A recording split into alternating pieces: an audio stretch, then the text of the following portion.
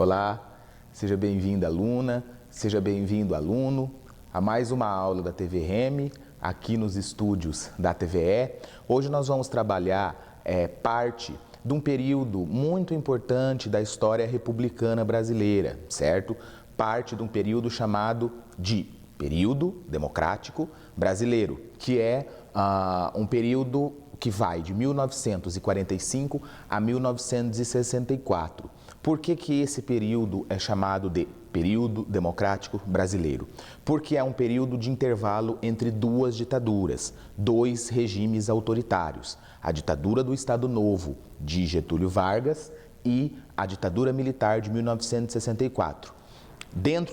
Nesse intervalo, né, entre a ditadura de Getúlio Vargas e a ditadura militar, a gente teve um período de democracia no Brasil, com alguns presidentes aí importantes para a gente entender a construção histórica nacional. Hoje a gente vai trabalhar uma parte desse chamado período democrático brasileiro, que é o governo de Eurico Gaspar Dutra e o segundo governo de Getúlio Vargas, ok? Antes da gente iniciar aqui a nossa conversa, vamos tentar brevemente compreender o período anterior a esse que nós vamos trabalhar, né? Que é o período de Getúlio Vargas. A Era Vargas foi um momento no Brasil em que um governante chamado Getúlio Vargas fica 15 anos no poder, né? Em 1930, por meio da Revolução de 30, Getúlio Vargas chega ao poder no Brasil. A primeira fase do governo dele vai ser chamado governo provisório, 1930-1934. Depois o governo constitucional, de 1934 a 1937. E aí vai entrar o período mais autoritário do governo de Vargas, que é a ditadura do Estado Novo, que vai de 1937 a 1945. Pois bem, em 1945, Getúlio Vargas deixa o poder e o Brasil volta, então, a ter ares democráticos com o governo de Eurico Gaspar Dutra. E é isso que nós vamos ver a partir de agora nessa aula. Pois bem, quais são as características de uma ditadura que o Brasil vivia até 1945? Uma das características é a falta de liberdades políticas, certo? Durante a ditadura do Estado Novo, Getúlio Vargas governou sozinho, não havia processo eleitoral e muito menos pluripartidarismo. O que é o pluripartidarismo? Quando nós temos vários partidos políticos, cada um representando uma ideia, e eles disputam as eleições democraticamente. Isso numa ditadura não existe, e assim era na ditadura do Estado Novo de Getúlio Vargas. Contudo, quando Getúlio Vargas sai do poder e entrega o Brasil de volta ao regime democrático, vão surgir aí liberdades políticas e dentre elas os partidos políticos, né? Eles vão retornar, só que não os mesmos de anterior à Era Vargas, vão ser outros partidos políticos. Então, com o fim da ditadura do Estado Novo, em 1945, o Brasil volta à democracia. Deste modo, partidos políticos foram fundados com o intuito de disputar as eleições daquele ano, tá? Então, nós vamos ter uma saída de Vargas do poder. O Brasil vai deixar de ter uma política autoritária, vai passar a ter uma política democrática, e democracia requer o quê? Eleições, não é? Onde o povo, a população vai escolher e decidir os seus governantes. Para que haja eleições, teria que existir partidos políticos. Então, são formados novos partidos políticos para disputar as eleições daquele ano. O PSD, Partido Social Democrático, que vai ser o representante das velhas elites agrárias estaduais, né? Os antigos fazendeiros, as antigas elites de cada estado que eram poderosas, vão se agrupar nesse partido, no PSD, né? Para defender ali os interesses do seu grupo. A gente também vai ter a fundação da UDN, União Democrática Nacional.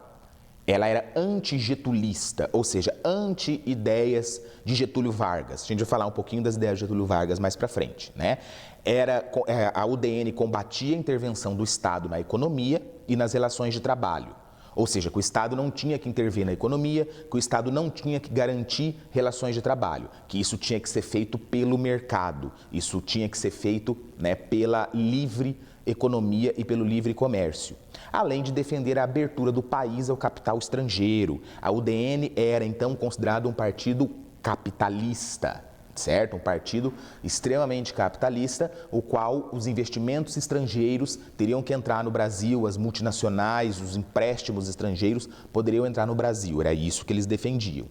A gente vai ter também o PTB, o Partido Trabalhista Brasileiro, que era um partido ligado, relacionado a Getúlio Vargas. Ele era nacionalista, ou seja, fortalecimento das indústrias nacionais, fortalecimento do Estado Nacional, e era também sindicalista, era a favor de organizar os trabalhadores em sindicatos, que o governo, que o Estado pudesse dar apoio a esses sindicatos e, como dito, era respaldado na figura de Vargas, ok? E a gente vai ter a volta do PCB, o Partido Comunista do Brasil, que existia desde 1922, antes da era Vargas, quando Getúlio Vargas transforma o seu governo em um regime autoritário, ele vai passar a perseguir os partidos políticos de uma maneira geral, mas os comunistas em particular. Os líderes comunistas vão ser presos durante a ditadura do Estado Novo. Com a volta da democracia, refunda-se o Partido Comunista do Brasil, que é reorganizado depois da saída de Getúlio Vargas, quando os presos políticos foram libertados. Tá? Pois bem, vamos continuar então. Acaba vencendo as eleições de 1945 para assumir em 1946 Eurico Gaspar Dutra, certo? Era um general que chega ao poder com o apoio de Getúlio Vargas, tá? Getúlio Vargas, olha só como ele mostra o poder. Ele fica 15 anos no governo brasileiro, ele sai em 1945, mas o seu partido e ele ainda apoiam um candidato e esse candidato vem a vencer. Porque apesar de Vargas ter uma oposição muito grande, ele também tinha apoio de uma parcela muito grande da população, a gente vai entender isso um pouquinho mais para frente, Então, com isso, o general Eurico Gaspar Dutra é eleito por uma dobradinha de dois partidos, PSD e PTB, ok? No contexto da Guerra Fria, lembrando que nós estamos em 1945, acabou de acabar a Segunda Guerra Mundial, e Estados Unidos e União Soviética começam, então, a se colocar como grandes líderes mundiais, iniciando, então, a Guerra Fria. Nesse contexto da Guerra Fria, o presidente Eurico Gaspar Dutra alia o Brasil aos Estados Unidos. Tá? Os Estados Unidos é representado pelo polo capitalista, enquanto a União Soviética é representada pelo polo socialista. Pois bem, Eurico Gaspar Dutra alia o Brasil ao polo capitalista, aos Estados Unidos, fechando assim o PCB, o Partido Comunista do Brasil, e cassando o mandato de seus parlamentares. Tá? Então, apesar de estar num regime democrático, nem todos os partidos foram permitidos. O PCB, o Partido Comunista do Brasil, volta a ser cassado e os comunistas que tinham conseguido alguns cargos no legislativo, ou seja, cargos de deputados, esses comunistas vão ter os seus mandatos cassados, Vendo aí, dá para ver, a gente vê aí então, que embora foi um período democrático, havia limitações em nossa democracia, certo? No campo econômico, o presidente Eurico Gaspar Dutra elabora o Plano SALT, tá? Lançado com o objetivo de estimular a saúde, a alimentação, transporte e energia. Desde o período anterior de Getúlio Vargas, o Brasil vinha numa crescente. Ele vinha numa industrialização, certo? Ele vinha com fortalecimento das empresas nacionais e o Plano SALT, ele teve como intuito continuar com esse fortalecimento, mas por outro campo.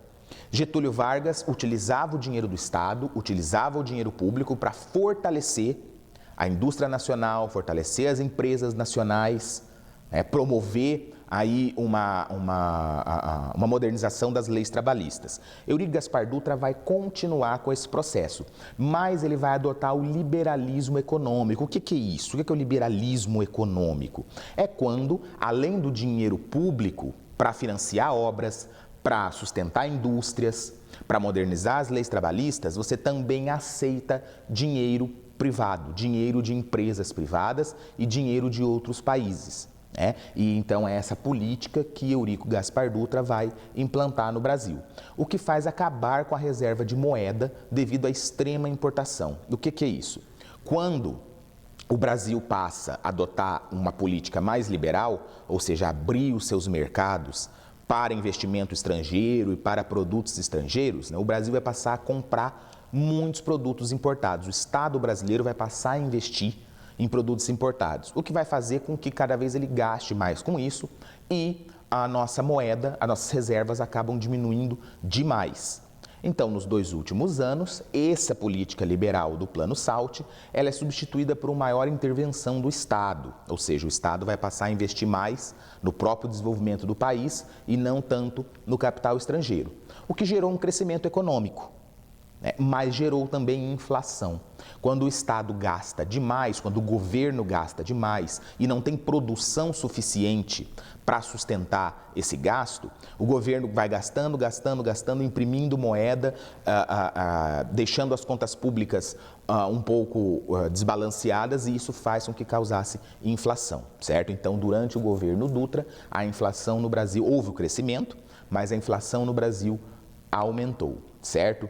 Nas eleições vencidas por Dutra, por Eurico Gaspar Dutra, também foram escolhidos parlamentares que seriam responsáveis por elaborar uma nova Constituição para o país. O que é uma Constituição, pessoal? Atenção aqui. Constituição é um conjunto de leis que regem um país. Todo país tem a sua Constituição, todo país tem o seu conjunto de leis. Certo? Essas leis vão colocar os direitos de todos os cidadãos e também os deveres de todos os cidadãos. Todos nós, desde o presidente da República até os profissionais mais diversos, até pessoas da TV, artistas, enfim, políticos, nós professores, vocês alunos, todos nós temos que respeitar a Constituição. Nós temos direitos e deveres do nosso conjunto de leis. Pois bem, quem elabora as leis do nosso país? É o presidente da República? Não. O presidente da República pode até mandar alguma lei, mas quem é responsável por elaborar leis e aprovar as leis do presidente da República é o poder legislativo, são os deputados e senadores, certo? Então, junto com a eleição de Eurico Gaspar Dutra, são eleitos parlamentares, deputados e senadores, né, representantes do poder legislativo, e são eles responsáveis pela elaboração de uma nova Constituição, de um novo conjunto de leis para o país. Por que um novo conjunto de leis? Porque a gente vinha de uma Constituição ditatorial, a gente vinha de uma Constituição autoritária de Getúlio Vargas, que não previa partidos políticos, que não previa eleição, que não previa direito a voto, dentre outras coisas. Agora seria necessário uma Constituição democrática, né, que previsse todas essas questões.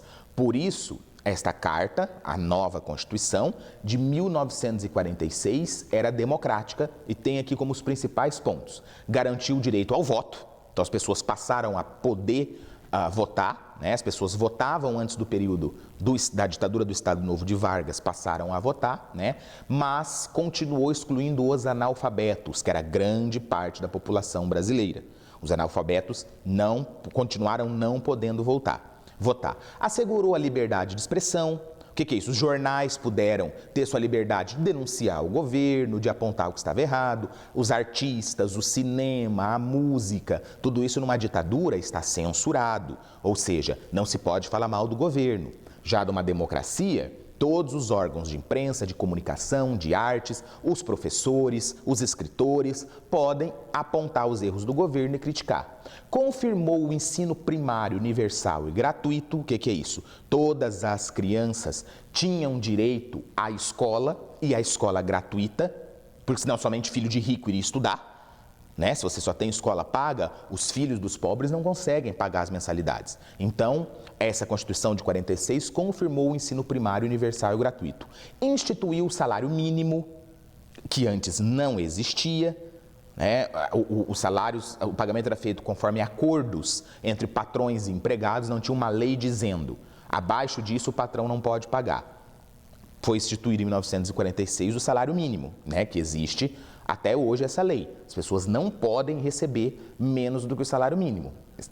O patrão está sendo fora da lei se paga menos de um salário mínimo para o seu trabalhador registrado, ok? Garantiu o direito à greve, mesmo que esta continuasse com restrições. Os trabalhadores poderiam fazer greve, os trabalhadores poderiam reivindicar seus direitos, certo? Somente as profissões consideradas essenciais, é que não poderiam, tá? Muito bem, Eurico Gaspar Dutra termina o seu governo, certo? 1950 para 1951, e aí é eleito novamente Getúlio Vargas, tá? Lembra que eu falei para vocês que Getúlio Vargas fica 15 anos no poder, ele sai, é eleito Eurico Gaspar Dutra, e aí ele concorre às eleições e é eleito novamente. Vargas volta ao poder em 1951. Só que agora ele volta ao poder não mais por uma tomada de poder, não mais por um golpe. Ele volta ao poder pela democracia, pelo direito ao voto, certo? Em 1950, Vargas, do PTB, ganha as eleições, mostrando que ainda possuía força política, né? Vargas, ele sai do poder depois de 15 anos, ele tem uma oposição, mas ele também tem muita aceitação popular. E as eleições a qual ele vence, ele mostra que tem essa força política, certo? E a partir de 1951, quando ele volta ao poder, ele propõe uma modernização econômica de caráter nacionalista, tá? Mais ou menos o que ele fazia quando era no seu primeiro governo, na era Vargas, que era fortalecimento das indústrias nacionais, certo? Quando eu digo indústrias nacionais, eu falo de indústrias de metal, siderurgia, né? Sobre a questão da extração do petróleo, certo? Sobre a questão da energia, ok? Então, indústrias que eram essenciais para a vida do brasileiro, Vargas fortaleceu por meio de seu governo. Ele vai continuar, quando ele volta ao poder, ele continua esse projeto de fortalecimento, mas agora dentro de uma modernização econômica.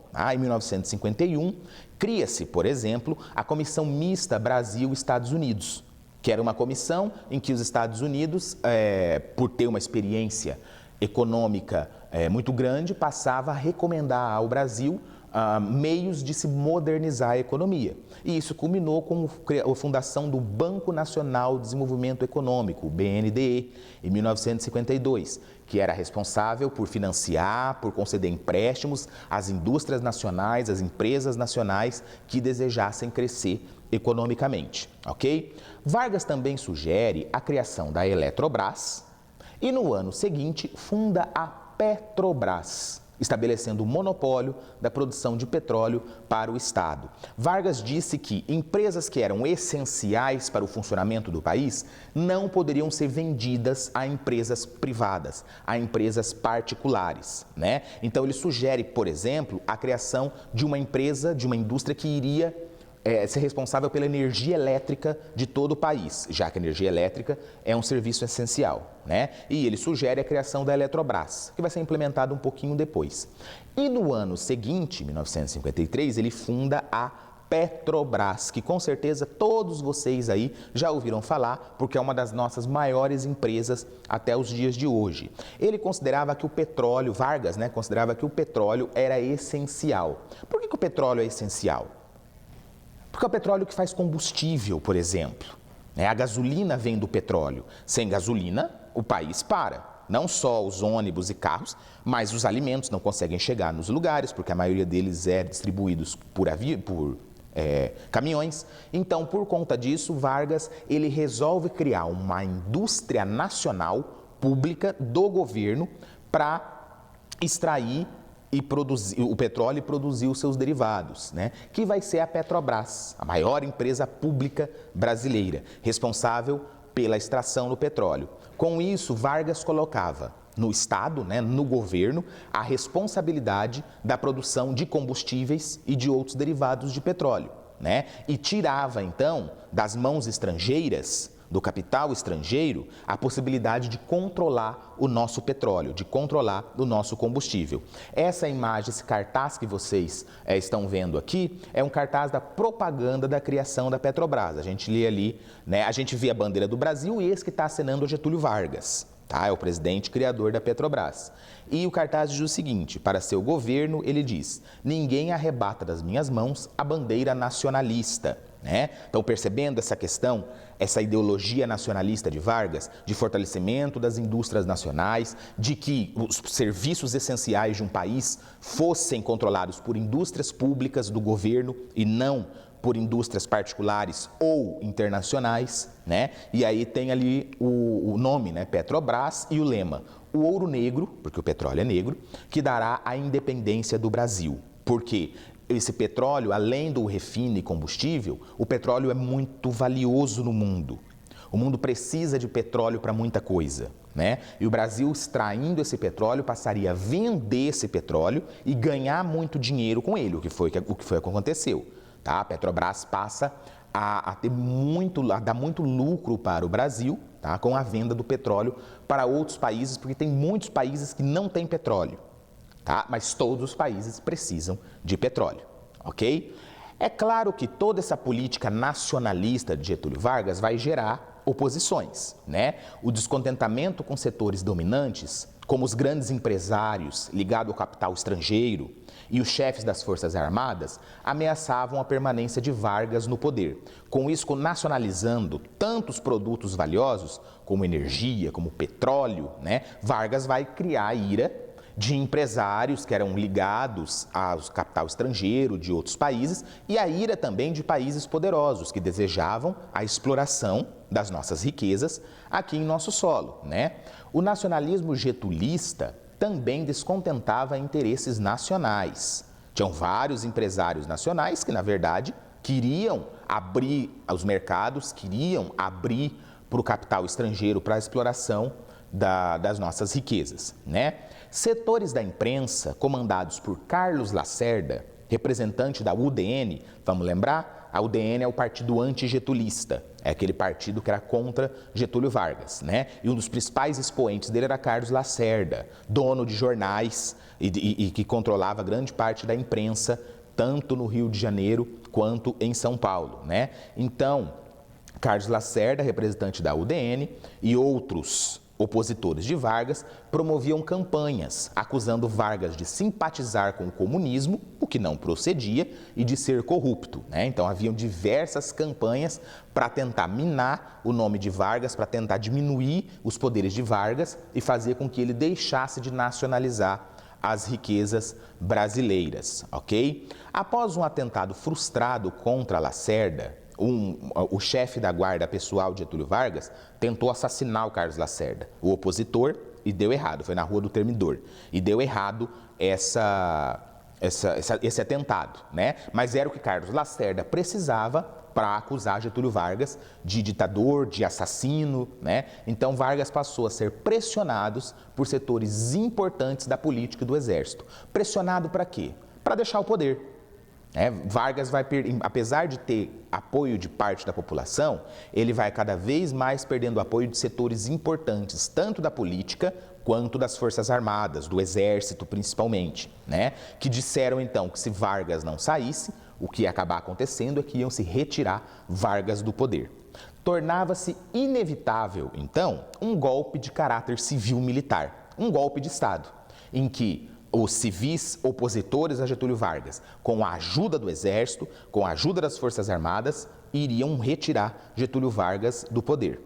Em 24 de agosto de 1954, o presidente Vargas deu um tiro no peito, suicidando, né? Deixando uma carta-testamento que acusava grupos estrangeiros e inimigos internos de golpismo.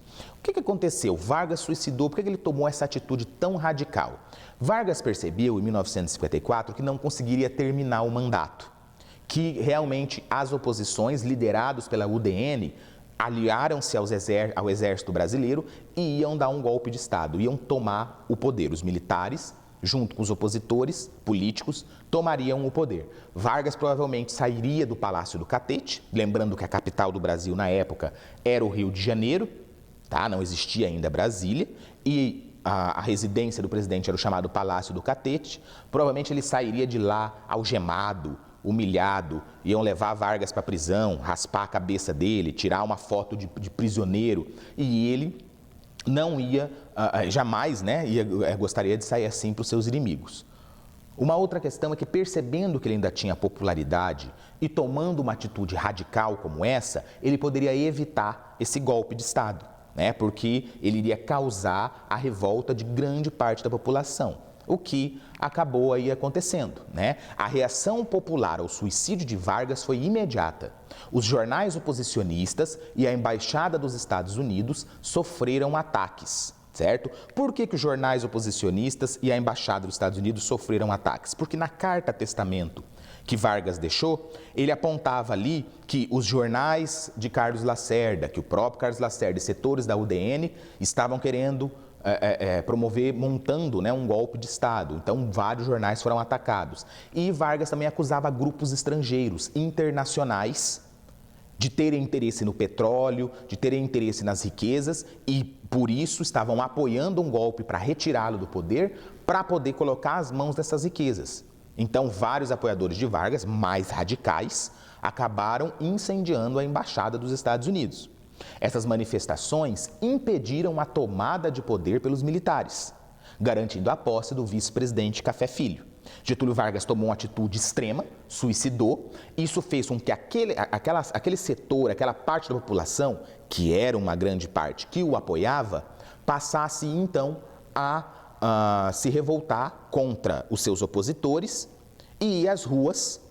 E aí os militares e os políticos de oposição falaram: opa, tem muita gente a favor dele.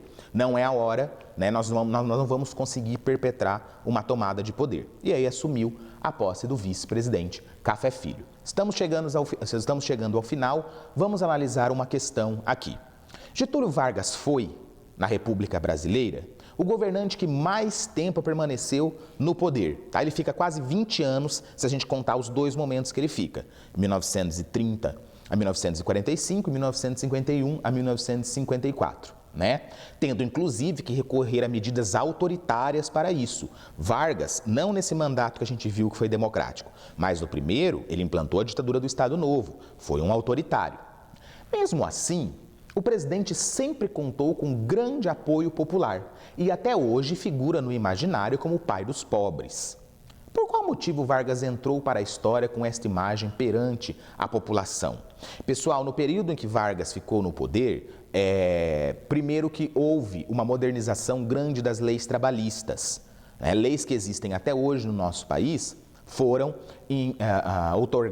outorgadas por Getúlio Vargas. Né? Qual que era a intenção de Vargas? Era melhorar a vida dos trabalhadores? Era, mas era também controlar esses trabalhadores para que não se revoltassem contra o seu governo? Sim, também era, né? Então Vargas cria aí diversas leis trabalhistas que vão ser muito conhecidas e com isso os trabalhadores vão, grande parte deles, né, reunidos nos sindicatos que tinham o controle de Vargas, tinham o controle do Estado, vão apoiar Getúlio Vargas ao invés de criticá-lo e ir contra ele.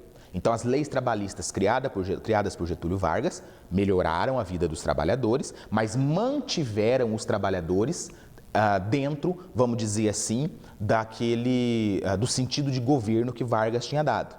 O nacionalismo varguista, né, de criação da Petrobras, de obras faraônicas, de indústrias e empresas muito fortes, também ficou no imaginário da população, porque a economia nesse período cresceu. Mas as pessoas tiveram mais condições, mais poder de compra, condições de melhorar de vida. Né? Então, tudo isso faz com que, até os dias de hoje, Getúlio Vargas seja, quem sabe, a figura mais lembrada do período recente, né, da República Brasileira, e isso faz, então, com que, até hoje, ele seja colocado como uma pessoa bondosa, uma pessoa que ajudou os pobres. Não foi bem assim. Na verdade, ele tinha interesses muito profundos de permanecer no poder, de não entregar no poder, e para isso ele acabava agradando setores para que estes setores pudessem também não fazer oposição a ele. Mas o caso é que ele se torna, então, uma figura muito emblemática da República Brasileira. Tanto é que, olha só que a imagem que nós temos aqui. Né? Esse é o translado do corpo de Getúlio Vargas do Rio de Janeiro, capital do Brasil, para o enterro em São Borja. São Borja é uma cidade do Rio Grande do Sul, porque Vargas era gaúcho. Né? Essa foto foi em 26 de agosto de 1954, 2 dias depois da sua morte. Olha a multidão que acompanhava a saída do corpo de Getúlio Vargas, do caixão, né, do Rio de Janeiro até o Rio Grande do Sul. Isso mostra a força, o apelo popular que ele tinha. A propaganda do seu governo era muito forte. Né? Isso mostra, então, todo o apelo popular que existia em torno da figura de Getúlio Vargas. Ok? Para a gente encerrar, vamos fazer aqui uma questão, vamos ler e tentar compreender mais um pouquinho sobre esse conteúdo. é um pequeno trechinho da Carta Testamento de Getúlio Vargas, de 1954, que ele escreve antes de suicidar, antes de dar o tiro no peito. Então o trechinho diz o seguinte, vamos ler junto aqui. Tenho lutado mês a mês, dia a dia, hora a hora, resistindo a uma agressão constante, incessante, tudo suportando em silêncio. Era escravo do povo e hoje me liberto para a vida eterna. Mas esse povo de quem fui escravo não será mais escravo de ninguém. Lutei contra a expoliação do povo. Eu vos dei a minha vida, agora ofereço a minha morte. Carta Testamento de Getúlio Vargas, 1954. Acerca do contexto e personagem identificados no documento citado, é incorreto afirmar. Então a gente vai pegar, aqui a gente vai analisar a alternativa incorreta, tá bem, pessoal? Aquela que está errada. A referência à escravidão foi feita pelo ex-presidente, é um recurso de retórica para afirmar a sua identificação com os trabalhadores. Ele falar que foi escravo do povo era uma forma dele se associar aos trabalhadores, dizer que ele era ligado aos trabalhadores, que assim como os trabalhadores ele também trabalhava pelo Brasil? Sim. Né? A relação que ele faz de ser escravo do povo, de ser aquele que se dedicou ao povo, fazia parte da propaganda, sempre fez parte da propaganda varguista, sempre fez parte da propaganda do governo de Vargas. E ele utiliza isso na sua Carta Testamento, né? Para se relacionar aos trabalhadores, ele coloca que foi um escravo do povo, que foi um trabalhador.